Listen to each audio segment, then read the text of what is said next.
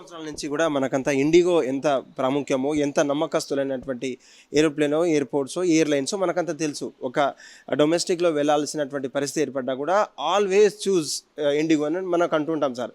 నిజంగా డీజీసీఏ దీనికి బాధ్యత వహించాలంటారా, లేదంటే ఏరోప్లేన్ ఏవియేషన్ మినిస్టర్ బాధ్యత వహించాలంటారా? మీరు చెప్పండి ఒకసారి. చెప్పాను, ముఖ్యంగా మనం చూడాల్సింది ఏంటంటే ఇక్కడ మళ్ళీ చెప్తున్నాను, ఫాల్ట్ లైన్లో మీరు ఒక మోటివ్ని చూడండి. ఎయిర్లైన్ ఇండస్ట్రీ ప్రాఫిట్స్ కోసం ఏం చేసిద్దని అందరూ మనం చూసేది ఏంటంటే తక్కువ రేట్లకి టికెట్లు ఇస్తుంది ఇండిగో, లేదంటే మన సేఫ్గా త్వరగా తీసుకెళ్తుందని. సో ఎయిర్లైన్ ఇండస్ట్రీ ఇంకొక తప్పు ఏం చేస్తుందంటే, ఇండిగో ముఖ్యంగా చూసుకుంటే ఇప్పుడు ఇక హైదరాబాద్ నుంచి గోవా వెళ్ళడానికి 40 నిమిషాల సమయం పడుతుంది అనుకోండి, వాళ్ళు టికెట్లో ఏం పెడుతున్నారు, 1 అవర్ అని చెప్పి రాస్తున్నారు ట్రావెల్ టైంని.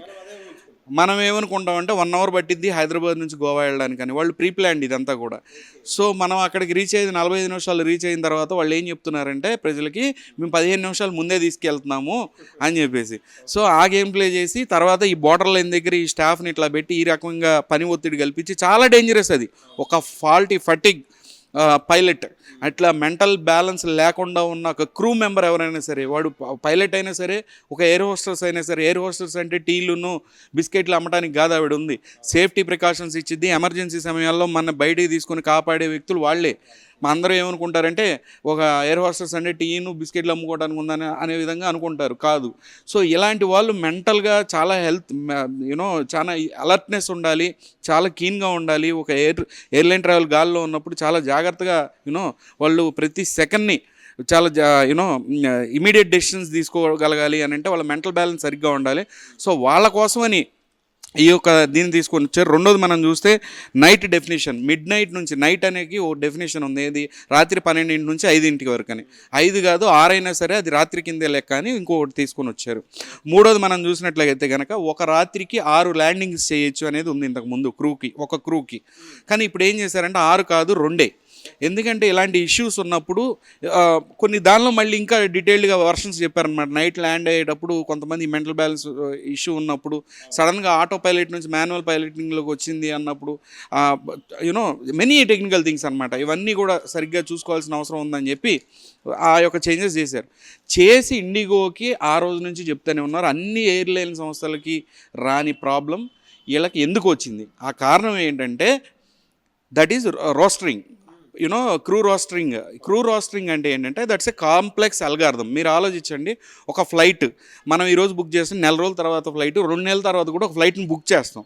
దాని బ్యాక్గ్రౌండ్లో ఏం జరుగుద్ది అని అంటే, ఒక ప్లేన్ ఎగరాలి అని అంటే దానికి సంబంధించిన క్రూ మెంబర్స్ ఎవరు ఉండాలి, పైలట్స్ ఎవరు ఉండాలి, గ్రౌండ్ స్టాఫ్ ఆ టైంకి ఎవరు ఉండాలి, ఒక ప్లానింగ్ అనేది ఉంటుంది అనమాట. వాళ్ళ ఇంటికి ఇప్పుడు ఈ పైలట్ ఇన్ని ల్యాండింగ్స్ చేశాడు, వాడి టైం అప్పటికి సూట్ అవుద్దా లేదా, లేదంటే ఈ పైలట్ కాబట్టి ఇంకో పైలట్ వస్తాడా, ఆ క్రూ మెంబర్ కాబట్టి ఈ క్రూ మెంబర్ వస్తారా, ఒకవేళ జ్వరం వచ్చి వీళ్ళు సడన్గా ఆ రోజు నేను సిక్ అయ్యారంటే కనుక ఆల్టర్నేట్గా ఎవరు ఉండాలి అంటూ ఒక ప్లానింగ్ ఉంటుంది. దీని వెనక వాళ్ళ స్టాఫ్కి సంబంధించిన ప్లానింగ్ అనమాట. ఇదంతా కూడా ఒక కాంప్లెక్స్ అల్గారిథంతో రన్ అవుతూ ఉంటుంది. ఈ యొక్క అల్గారిథం అంతా అంటే ఒక సాఫ్ట్వేర్ అనమాట. ఒక ఫ్లైట్ రన్వే మీదకి రావాలి, అది ర్యాంప్ మీదకి వెళ్ళి టేక్ ఆఫ్ అవ్వాలంటే బ్యాక్గ్రౌండ్లో ఇంత స్టోరీ జరుగుద్ది, ఫుడ్ ఏం వెళ్ళాలి, రీఫ్యూలింగ్కి ఏం వాడాలి, ఏ టైంలో ఏ రీఫ్యూలింగ్ జరగాలి అనేది మొత్తం పూర్తిగా ఉంటుంది. ఏ స్పేర్స్ కావాలి, ఒకవేళ ఇష్యూ వస్తే టైర్స్కి ఏం కావాలి, మన దగ్గర ఏముంది రిక్వైర్మెంట్, అంతా కూడా ఒక సెంట్రలైజ్డ్ కాంప్లెక్స్ అల్గారిథం అనేది రన్ అవుతూ ఉంటుంది. అట్లని ఫ్లైట్స్ రన్ అవుతాయి. దానిలో చాలా క్లియర్గా మెన్షన్ అవుతుంటుంది అనమాట. ఎందుకు న్యూ గైడ్ లైన్స్ని అప్లై చేసినప్పుడు అంటే 36 గంటల నుంచి 48 గంటలు, ఇప్పుడు 36 గంటలు అని చెప్పి ఆ అల్గారిథం రన్ అవుతుంది. దాన్ని 48 గంటలు అని చెప్పి ఇచ్చినప్పుడు ఆటోమేటిక్గా ఎక్కడ క్రాష్ అవుతుంది అనేది చెప్పుద్ది ఆ యొక్క సాఫ్ట్వేర్. ఓకే, సో ఇండిగో సంస్థ చిన్న సంస్థ ఏం కాదు, 65% మార్కెట్ షేర్ని తీసుకొని కొన్ని వేల కోట్ల వ్యాపారం ఇండియాలో చేస్తుంది. సో ఇండిగో కూడా ఆ విషయం ముందే తెలుసు, ఇలా జరగబోతుందని చెప్పి తెలుసు. రెండోది మనం ఇండిగోని చూడాల్సింది ఏంటంటే, టర్కీకి సంబంధించిన ఎయిర్ ఇండియా విమానం యాక్సిడెంట్ ఈ యొక్క కూలిపోయిన తర్వాత టర్కీకి సంబంధించిన ఎయిర్లైన్స్ కానీ టర్కీకి సంబంధించిన ఆపరేషన్స్ అని ఇండియాలో చాలా ఎయిర్పోర్ట్స్లో బంద్ చేశారు. వాళ్ళ సర్వీసెస్ యూజ్ చేసుకోవద్దని చెప్పారు. కానీ ఇండిగో మాత్రం ఇప్పటికీ కూడా ఇదిగోండి మేము వాళ్ళతో కోడ్ షేరింగ్ అనేది ఉందన్నమాట. ఏది టర్కీ, ఎందుకంటే పాకిస్తాన్కి సపోర్ట్ చేస్తుంది కాబట్టి టర్కీ వాళ్ళకి దూరంగా ఉండండి అని చెప్పారు. కానీ ఎయిర్లైన్స్ అన్నింటిలో పక్కన పెడితే ఓన్లీ ఇండిగో మాత్రం వాళ్ళతో ఇంకా సర్వీసెస్ రన్ చేస్తూ ఉంది, కోడ్ షేరింగ్ చేసుకుంటూ ఇంకా కూడా గడువులు అడుగుతూ వచ్చింది. నవంబర్ మంత్లో ఆ గడువు అయిపోయింది. టర్కీతో వాళ్ళు తెగదెంపులు చేసుకోవాల్సిన అవసరం వచ్చినా కూడా మళ్ళా వీళ్ళకు ఉన్న ప్రాబ్లమ్స్, మీ ఏవియేషన్ ఇండస్ట్రీని మీరు బాగుపడాలంటున్నారు, మేము ప్రాఫిట్స్లో ఉన్నాం ఆ కంపెనీతో ఉంటే కనుక, అంటే ప్రజలు ఎలా పోయినా పర్లేదు కనపడలేదా? అంటే మన దేశ ప్రజల మీద ఒక శత్రు దేశం ఈ రకమైన దాడులు చేస్తే వాళ్ళకి పబ్లిక్గా సపోర్ట్కి వచ్చిన టర్కీకి సంబంధించిన సంస్థను తీసేయాలంటే ఆ సంస్థతో కూడా ఇప్పటికీ మళ్ళీ జనవరి 2026 దాకా మళ్ళీ ఎక్స్టెండ్ చేసుకున్నారు వాళ్ళతో. అక్కడ మీకు ఈవిల్ మోటివ్ కనపడుతుంది. మీరు అర్థం చేసుకోవాల్సింది ఏంటంటే సెంట్రల్ గవర్నమెంట్ ఇప్పుడు కూడా మానిటరింగ్ ఉంటుంది, కానీ వాళ్ళ యొక్క అల్గారిథంలో కూర్చొని ఈరోజు ఏ పైలట్ వస్తాడు, ఏ క్రూ మెంబర్ వస్తాడు, రేపు పొద్దున ఏమవుద్ది అనే అంత డీటెయిల్డ్గా మానిటరింగ్ ఉండదు. మూడోది చూడాల్సింది ఏంటంటే తెలుగు వ్యక్తి మనం రామ్మోహన్ నాయుడు గారు ఎవరైతే ఉన్నారో మనం చూడాల్సింది, చాలా గర్వపడాల్సిన విషయం. అది టీడీపీ పార్టీకి ఇచ్చిన గౌరవమో లేదంటే చంద్రబాబు గారికి ఇచ్చిన గౌరవమో కాదు, ముఖ్యంగా తెలుగు వ్యక్తికి ఇచ్చిన గౌరవం. మనం చాలా గర్వపడాల్సిన విషయం. Is over qualified for that ministry. ఆయన ఎక్కడో ఫారెన్లో చదువుకొని వచ్చి ఈవెన్ ఏదైనా సబ్జెక్ట్ గురించి చాలా డీటెయిల్గా చెప్తారు. ఈవెన్ కొత్త ఎయిర్పోర్ట్ని ఎలా చేయాలి, ఇక్కడ మీరు చూడాల్సింది చూడండి. ఇక్కడ మినిస్ట్రీకి సంబంధించి సెంట్రల్ మినిస్టర్ అయిన రామ్మోహన్ నాయుడు గారు ఎంత కష్టపడి పనిచేసినా మనం అంటే చిన్న చూపు నార్త్ ఇండియన్స్లో ఎప్పటి నుంచో ఉంది. నార్త్ ఇండియన్స్ ఎప్పుడూ కూడా వాళ్ళకి సంబంధించిన మినిస్టర్ వచ్చినప్పుడే కిందున్న వాళ్ళ యొక్క బాడీ మొత్తం కూడా సరిగ్గా పనిచేస్తారు. కానీ తెలుగువాడు అయినప్పుడు ఏమవుతుందంటే ఆయన కింద పనిచేసే వ్యక్తులు కూడా సరైన మానిటరింగ్ చేయలేదనేది క్లియర్గా కనపడుతుంది అక్కడ. ఎందుకంటే సెంట్రల్ మినిస్టర్ వెళ్ళి ప్రతి దానిలో ఏలు పెట్టి చూడలేరు కదా, కింద ఉన్న వర్కర్స్ కూడా చూడాలి కదా. వాళ్ళందరినీ కూడా నాకు ఈ నచ్చలేదు ఆడ నచ్చలేదు అని ఆయన బయటకు వచ్చి చెప్పలేడు. అది ప్రొఫెషనల్ కాదు, అనెథికల్. ఎందుకంటే సెంట్రల్ గవర్నమెంట్ జాబ్స్ అన్నీ కూడా డిఫరెంట్ సెలక్షన్స్ అన్ని డిఫరెంట్ ఫార్మేట్లో జరుగుతాయి. ముఖ్యంగా మనం చూడండి అన్ని ఇష్యూస్ చెప్తాం. 4వ ఇష్యూ వచ్చి మనం చూడాల్సింది ఇంకొకటి ఏంటంటే, దీనిలో మనం బాగా అబ్జర్వ్ చేయాల్సిన విషయం, కొత్త ఎయిర్ క్రాఫ్ట్ సంస్థలు లైక్ ఇండిగో లాంటి కంపెనీలు ఇంకా రావాలి. మన మార్కెట్ పెరుగుతుంది ఇండియాలో. సో మినిమం ఒక 5 కంపెనీలు, నిన్న పార్లమెంట్లో ఆయన చెప్తూ ఉన్నారు 2 కంపెనీలు కావాలని, 2 కాదు కావాల్సి ఇంకా 5 కంపెనీలు రావాలి. అప్పుడే ఫుల్ఫిల్ చేయగలుగుతాం మనం. ఎయిర్ ట్రావెల్ అనేది ఎక్కువ అవుతుంది, జనం ఎక్కువగా దీన్ని ప్రిఫర్ చేస్తున్నారు ఎయిర్ ట్రావెల్ని. సో 5 కంపెనీలన్నా మినిమం కావాలి అన్నప్పుడు ఇక్కడ ఏమవుతుందంటే కొత్త కంపెనీలని పిలుస్తూ ఉన్నారనమాట. ఇక్కడ ఇండిగోకి అది ఎక్కడో నచ్చట్లేదు అనేది డైరెక్ట్గా కనపడకపోయినా ఇండైరెక్ట్గా యాజ్ ఎ కార్పొరేట్ మోనోపోలీగా ఉన్న ఇండిగోకి క్లియర్గా అది ఆ యొక్క ఈవిల్ మోటివ్ కనపడుతుంది.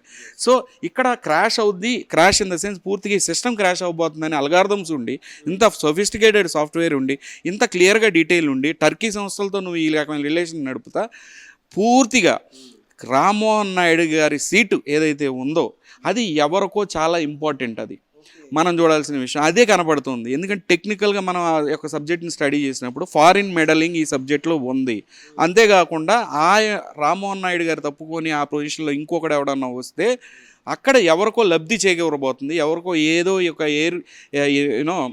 ఈ ఎయిర్లైన్ సంస్థలకు సంబంధించిన ఏదో కంపెనీకి భారీ లెవెల్లో లబ్ధి చేకూరుద్ది. మనం చూసినట్టయితే రామ్మోహన్ నాయుడు గారి ప్రొఫైల్ చూసినట్లయితే కూడా ఆయన ఇట్లాంటి ఎంటర్టైన్ చేసినట్టుగా ఎక్కడ ఎటువంటి ఎలిగేషన్స్ కూడా ప్రీవియస్గా లేవు. సో ఇక్కడ అంతా కూడా ఏం చేశారు, ఈవెన్ మనం అర్నబ్ గోస్వామిని తీసుకుంటే కూడా అర్నబ్ గోస్వామి కూడా పిచ్చోళ్ళలాగా అరుస్తూ ఉన్నాడు తప్పితే అక్కడ క్లియర్గా టార్గెటెడ్గా ఆయన్ని మాత్రమే టార్గెట్ చేయటం, మోకరీ చేయటం, ఆయన్ని సెంట్రల్ మినిస్టర్ నువ్వు చెప్పారని. ఇంతకుముందు నోట్బందీ చేసినప్పుడు ఎంతోమంది లైన్లో నిర్మలా సీతారామన్ గారు రిజైన్ చేసిందా చెప్తున్నా, ఆవిడ మీద దోసేశారా? మంచి కాజు గురించి ఆ రోజు డిమానిటైజేషన్ చేశారు. డిమానిటైజేషన్ చేసిన దేని గురించి? ఈ యొక్క స్విస్ బ్యాంకుల అకౌంట్ల గురించి కాదు.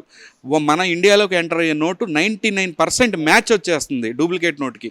సో ఆ ప్లేట్లు ఎవరు ఇచ్చారు అని అంటే మన దేశంలో ఉన్న ఒక సెంట్రల్ మినిస్టరే పాకిస్తాన్లో ఉన్న ఐఎస్ఐ ఏజెంట్లకు ఇచ్చారు అనేది ఆల్రెడీ తెలుసు.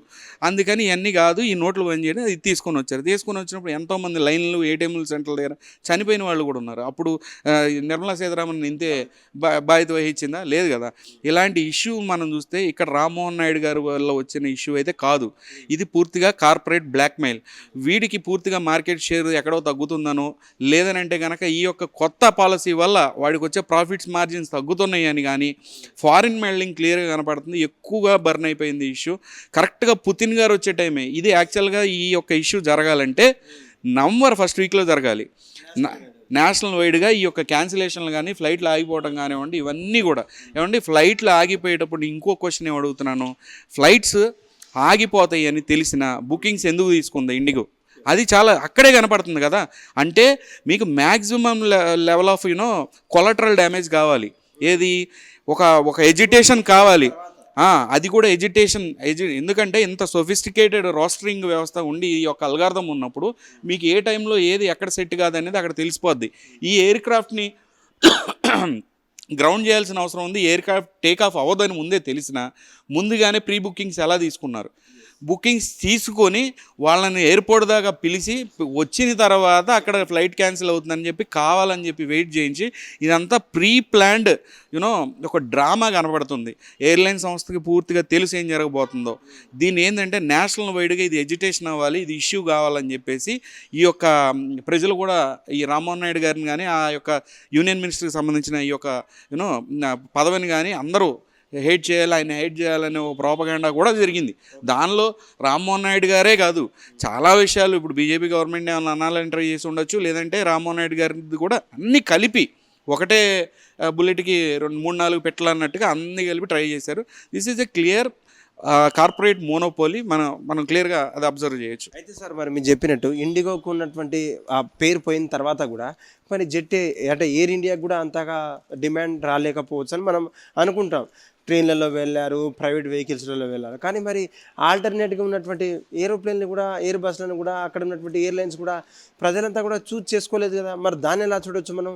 ఎక్సెప్ట్ ఇండిగో ఎయిర్లైన్స్, ఇంకో ఎయిర్లైన్స్ కూడా చూస్ చేసుకోలేదు అక్కడ. ఎందుకంటే as per rules and regulations ప్రకారం క్యాన్సల్ అయితే అదే ప్రైస్లో ఆల్టర్నేట్ ఏరోప్లేన్ కావచ్చు, ఆల్టర్నేట్ ఎయిర్ బస్ని సెట్ చేయాల్సినటువంటి బాధ్యత వాళ్ళది ఉన్నప్పుడు మరి వాళ్ళు ఎందుకు చూస్ చేసుకోలేకపోయారు ఇండిగోకి సంబంధించి మనం ఇంకోటి కూడా అబ్జర్వ్ చేయొచ్చు. మీ క్వశ్చన్లో నాకు అర్థమైంది ఏంటంటే ఇంకొకటి ఆల్టర్నేట్గా వేరే ఫ్లైట్ని పెట్టచ్చు, కానీ ఆల్రెడీ టర్కీకి సంబంధించిన వాళ్ళతో కోడ్ షేరింగ్ ఇప్పుడు ఇంతకుముందు విమానాలు కొని పెట్టేవాళ్ళు ఇప్పుడు విమానాలని హైర్ చేసుకుంటున్నారు, రెంట్కి తీసుకుంటున్నప్పుడు వేరే విమానాలని వేరే సంబంధించిన అంటే టికెట్ ఇండిగోదే ఉంటుంది, కావాలంటే ఎయిర్ ఇండియా విమానాన్ని కూడా వాళ్ళు హైర్ చేసుకోవచ్చు.